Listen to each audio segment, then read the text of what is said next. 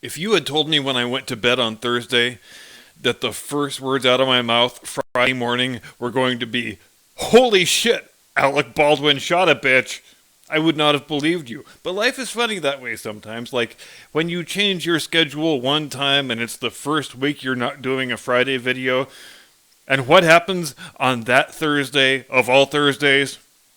Alec Baldwin shoots a bitch. So there I was, waking up bright-eyed, bushy-tailed, and ruggedly handsome as ever, 5 o'clock Friday morning.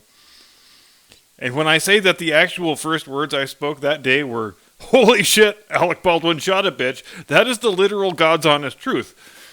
Now, before I get into all the cheap and easy Alec Baldwin jokes I've been thinking of for the past 3 days, I want to talk first about where this event ranks historically. First, is Alec Baldwin the most famous person ever to shoot someone else fatally? Hey, Aaron Burr was the sitting vice president when he liquidated Alexander Hamilton, but Americans have never cared all that much about the vice president except when the president dies suddenly. So I think it's entirely possible that Baldwin is more famous today than Burr was in 1804. And who else does that leave? Robert Blake? Phil Spector? Feel free to argue in the comments about whether Alec Baldwin outranks Phil Spector in the celebrity gun murder hierarchy. And second, I'm just going to come out and say it. I feel like a movie about a fading actor accidentally executing the cinematographer on the set of a low-budget Western right after most of the crew walked off the job and were replaced by local scabs.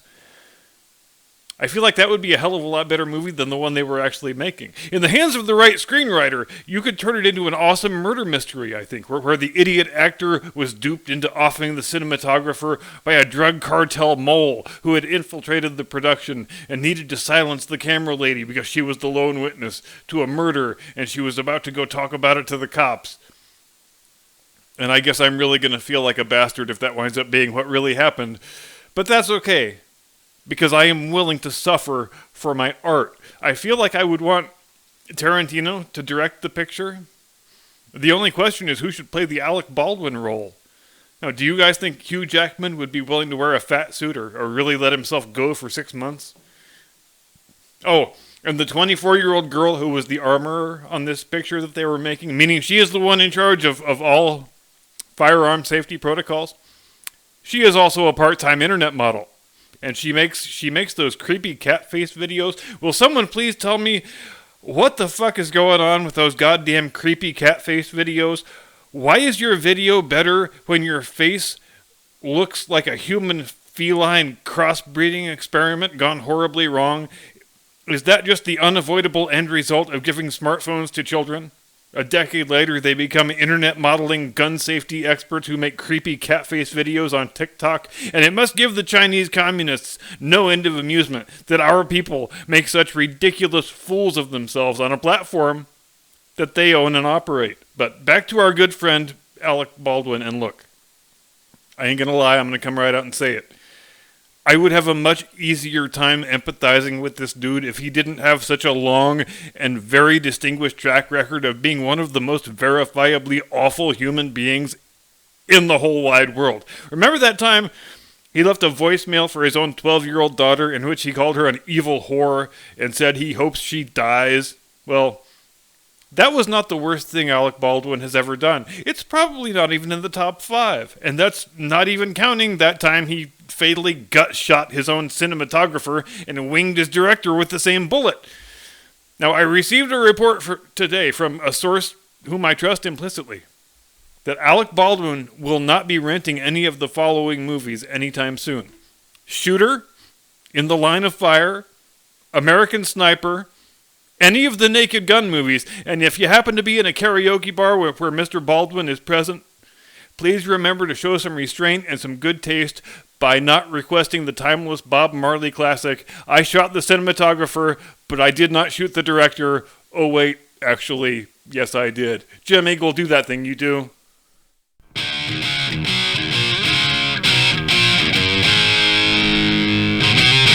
From high atop the battlements of Castle Curmudgeon, where, sure, let's go ahead and use the prop guns for target practice. What could go wrong? Good evening, Mr. and Mrs. America, and all ships at sea. Welcome to the program. I am your eponymous host and humble servant, and really, I can't overstate how disconsolate I was on Friday morning when the realization hit me that I wasn't doing a video that night, because it's not every Thursday that Alec Baldwin shoots a bitch and a dude. But that wasn't the only thing that happened on Thursday, because I got 4 words for you. Joe Biden Town Hall, bitches. I guess that's 5 words, but never mind that. First of all, can we stop calling these things town halls and pretending the audiences are made up of just random everyday Americans who were plucked off the street and told, oh, sure, you go ahead, ask the president anything that's on your mind, sir. Because in the real world, these are the fakest, most nauseatingly stage-managed events in the history of U.S. politics. If there was one person in that crowd who wasn't either a member of the Biden family or an employee of the regime or a Democrat Party functionary, if there was one goddamn real American in that crowd, I challenge anyone within the sound of my voice to give me a name. And if that happens, I will issue a full and complete retraction, because unlike certain legacy media outlets, I like to acknowledge it when I get things wrong. But until then, I will stand by the assertion. Because do we really believe that a flailing president with a tanking approval rating, under 40% and falling like a manhole cover into a black hole, just managed to pull in the most enthusiastically pro-Joe Biden crowd in the history of... Well, I guess this was actually history's first enthusiastically pro-Joe Biden crowd at any sort of event. So there's really nothing to compare it to. This thing played less like a presidential town hall and more like an episode of This Is Your Life, where the function of the audience is to laugh uproariously at every bad joke that gets made by that night's honoree, and the function of the MC is to keep the old codger on the script and walk him through his greatest hits when he starts getting tired and confused. My favorite moment, I think, was when the president drew a total blank on the name of Long Beach, California, and after a rather painfully long and awkward silence, he says, "What am I doing here?" It was almost as if on this one Thursday evening in the 10th month of his first year in office, it just dawned on him for the first time that he is actually the president. But right on cue, his trusty wingman, Anderson Cooper, jumps in to save him. "I think you mean Long Beach, Grandpa. Don't you mean Long Beach, Grandpa?" "No, Grandpa, it's not time for shuffleboard yet. First you have to decide if you want the peas or the green beans. Then it's time for shuffleboard. Work with me here, Grandpa." But there was something in the delivery of that line, "What am I doing here?" that took me right back to the vice presidential debate of 1992 and Admiral James Stockdale. For those who are too young to remember or so old that they forgot, Admiral Stockdale was the guy Ross Perot chose to be his running mate that year. And since Perot was polling solidly in the 20s and 30s at that point, the Presidential Debate Commission decided that he should be included in the presidential debates, and thus his running mate should be included in the vice presidential debate. When you get right down to it, the only reason Perot even needed a running mate was so he would have somebody to put in that debate against Dan Quayle and Al Gore. But for reasons that are still mysterious to everyone, he picked Admiral Jim Stockdale. And make no mistake, Jim Stockdale was a great American. The guy won a Medal of Honor and 4 Silver Stars. He was one of the most distinguished naval aviators of the Vietnam War, before being shot down and becoming the highest-ranking American POW of the conflict. But that night, on the debate stage, after Vice President Quayle and Senator Gore had given their opening statements, they had Stockdale go last. But then he said nothing. He just sort of stood there. And then he remembered that he had been so uninterested in what Quayle and Gore were saying that he had turned down the volume on his hearing aid. So he turns the volume back up and asks the moderator, "Sorry, were you talking to me?" To which the moderator says, "Yes, sir, would you like to give your opening statement now?" To which Admiral Stockdale famously says, "Who am I? What am I doing here?" The intent of the line was to make himself look like a self-deprecating non-politician, but in the event, when you coupled it with the hearing aid thing, he wound up just looking like a confused old man who was in over his head. Ordinarily, nobody places much stock in what happens during vice presidential debates, and that's with good reason. But if there was ever a vice presidential debate that wrecked a presidential campaign, That was the one. It's easy to look at the vote totals from the general election that year and say, yeah, Perot, 19%, he sure screwed George Bush out of his second term. And that's true. Without Perot's 19%, there is no Bill Clinton presidency. But as the people who are old enough to remember it can tell you, there were stretches of that campaign where it looked like Perot had all the momentum and was actually the front runner. And he may very well have been that. Without the debacle of the vice presidential debate, without that unforced error, he might have actually had a shot. Now, that was 30 years ago next year. And everybody back then felt like the Republican-Democrat duopoly, was teetering on the brink, because if a self-financed independent candidate can pull a fifth of the electorate, then it's only a matter of time before the whole rotten edifice comes crashing down, right? That was my first election as a fresh-faced 18-year-old voter. My birthday was between the primary and the general, so the general election was the very first time I had ever voted. And I voted for H. Ross Perot and Admiral Jim Stockdale, and I thought, naively as it turned out, that I was part of the vanguard that was going to rid the country of the two ossified, institutionalized major parties and show the way forward toward a new and more enlightened future. We sure do think silly things when we're young, don't we? But anyway, fast forward 29 years or so, and now it's the actual goddamn president of the United States who's doing the "Who am I? Why am I here?" act on live national TV, if CNN still counts as national. And let's bear in mind, this guy is in such bad shape that this is the only way his handlers will let him say words in public. It has to be an event that is 100% scripted and stage managed. The crowd has to be 100% Biden sycophants, and Anderson Cooper has to be there to hold Grandpa's hand and help him decide whether he wants the peas or the green beans. Grandpa, remember last time the peas made you gassy and you didn't like it? Why don't we have the green beans instead? You need to decide quick, Grandpa, because Murder, She Wrote starts in 10 minutes, and you know how cranky you get when you miss the beginning. The point being, this president's minders have decided that it is just too big a risk to have him try to speak extemporaneously in the traditional ways that presidents have normally done such things, either by way of the White House press briefing or a quick gaggle on the lawn by the helicopter. Biden's team has shut down all of those. I think it's been nearly 100 days since the last presidential press conference, and I wouldn't expect to see another one at any point in the near future, because the only way you can have this guy talk in public is with a crowd of friendly sycophants with pre-screened questions that he has already practiced the answers to, with Anderson Cooper standing there to hold his hand so they get all the pieces in place. And it should be impossible for Joe to screw this up. He's heard the questions. He's practiced the answers. We just need 45 minutes of the illusion of semi-lucidity. Joe can manage that much, right? He can manage that. Nope. He cannot. And why? I'll tell you why. Because no matter what you do, no matter how effectively you stack the deck, no matter how meticulously you stage manage every facet of the whole production, this guy is still Joe Biden. Except it's worse than that. Even in his prime, Joe Biden was a guy who would always say something stupid if you left his mouth too close to a hot microphone. But this guy is the desiccated corpse of Joe Biden. This guy is a version of Joe Biden where he has lost the ability, as many dementia sufferers do, to distinguish between things he says out loud and things he just thought in his head. He doesn't even have the instincts of a retail politician anymore.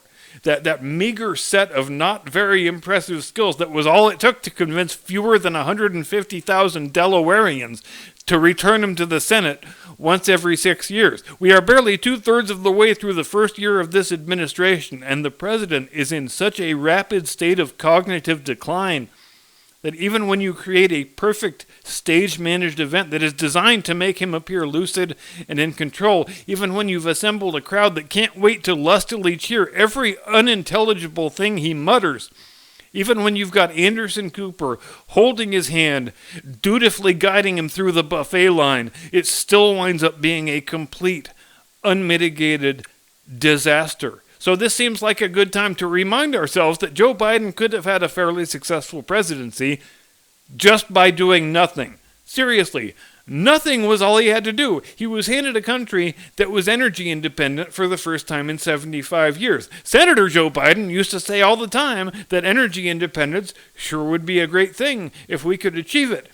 But President Joe Biden literally used his first hours in office to reverse that independence, to give it back for no conceivable reason whatsoever. And now we're right back to the glory days of Jimmy Carter, where our weak, feckless president is suckling at the teat of OPEC and begging them to increase production.